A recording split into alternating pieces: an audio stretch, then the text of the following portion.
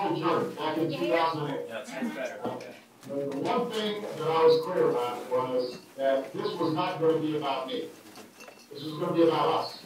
It was going to be about the values we hold here as Americans. It was going to be about grassroots folks being empowered, talking about how we can create jobs in our community, improve our schools, make sure our kids have opportunities to go to college, and how people can retire with dignity and respect. And those bread and butter issues were not going to be settled in Washington. They were going to be settled on the ground, in neighborhoods. And as somebody who cut my teeth as a community organizer, I knew that nothing was more powerful than the American people when they make common cause and they decide that they want to bring about change. And what was true in 2008 is just as true today. We've obviously been through a lot of battles over the last 2.5 years dealing with one of the worst recessions in our history, and certainly one of the toughest economic situations in my lifetime.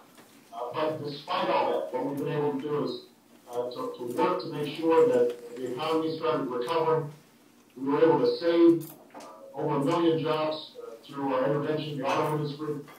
We were able to finally get health care done so that families were more secure. We were able to make sure that things like don't ask, don't tell got ended, and that we were to make sure that ordinary folks were benefiting from tax cuts, small businesses were benefiting. All those things we could not have done had it not been for you.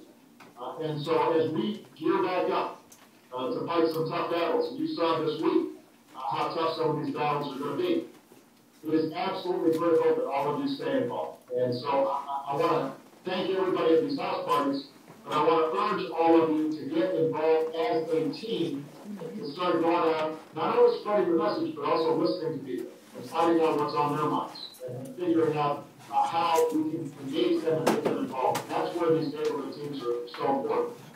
We've already had contact with 42,000 individuals face-to-face across the nation because of the teams that are activated in the states that are represented on this phone call. We have had 2 million calls made to folks all across the country, contacting them, listening to their concerns, and finding out how they want to get involved with this campaign. But this is always easier to do as a team and as a group than it is for folks to do this individually. Obviously, I want you to talk to your friends, your family, and the Republican uncle that you got who isn't persuaded yet.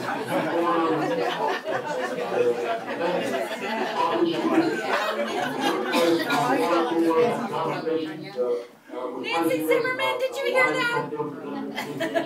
All that's important, but what's most important is when you guys as a team think about your neighborhoods and all the people that may have gotten turned off to politics, maybe disillusioned, maybe are going through a tough time because of this difficult economy. When they know their neighbors, their friends, folks who they see at the parent-teacher night, when those folks see you, you're the best ambassador we can have. And when you run as a team, it's going to strengthen your capacity to move people in a direction that can bring about the change we want. So I just want to emphasize to you how important you are, and I hope that you use this house party in addition to having some cake. I don't know if you guys have party hats.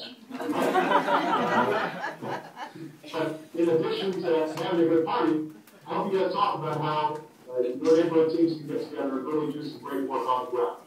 We're in for a long haul. We've got 16 months, which we're just going to have to be knocking on doors, making phone calls, turning out voters, but it starts now. It builds now, and it starts with you. So thank you, everybody, for being part of this. I think I'm going to get a chance to answer a couple of questions before I sign off. Excellent. Mr. President, thank you so much for joining us. Our first question we're going to take from North Carolina, in Greensboro, North Carolina.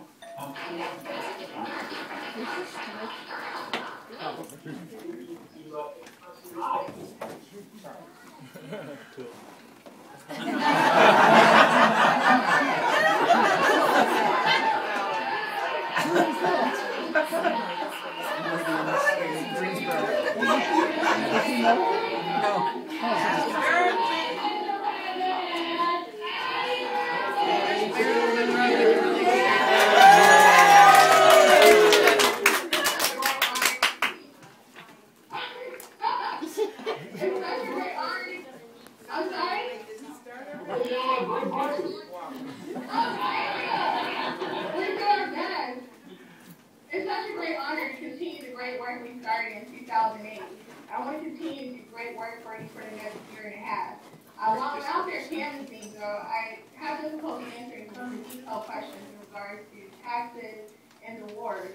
As one of the best organizers I know, which is you as the president, what type of advice do you have for someone? Well, first of all, I just want to thank all of you guys for the great work you're doing, and I can't wait to see you guys at the convention in North Carolina. It is going to be absolutely awesome. You know, a couple of things I'd say. First of all, when you go out and talk to people, I want to make sure that everybody understands you got to listen as much as you talk. So part of what people want to know is that they're being heard. What are their concerns? What's keeping them up at night? What would they like to see happen in Washington? So making sure we listen, that's really important. The second thing is that we always have to talk about values. You know, people are concerned about issues, but they also want to know what do we stand for.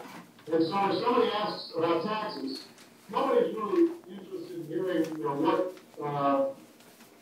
precise marginal tax rate change would you like to see in the tax code. What they want to know is that our campaign stands for a fair, just approach to the tax code that says everybody has to chip in. And that